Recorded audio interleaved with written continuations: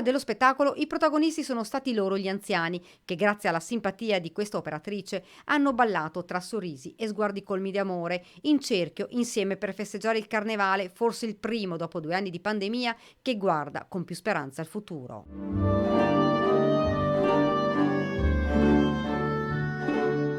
Un appuntamento che questa volta si è tinto dei colori e delle maschere del carnevale grazie alla partecipazione dell'associazione Rosa Antico, che ha messo in piedi uno spettacolo di danza in maschera coi costumi classici veneziani. Sono arrivati fra gli sguardi compiaciuti degli anziani ospiti.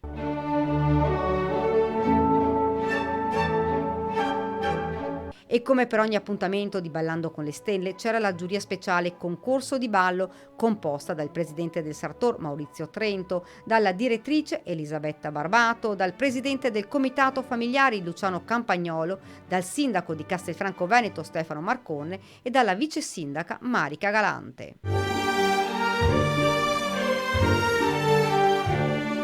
Anche in questo difficile momento storico, tra la pandemia e i venti di guerra da est, ha spiegato Maurizio Trento, abbiamo voluto comunque allietare i nostri ospiti con un momento di festa per il carnevale e farlo assieme all'associazione Rosa Antico e il corpo di ballo è stato davvero emozionante.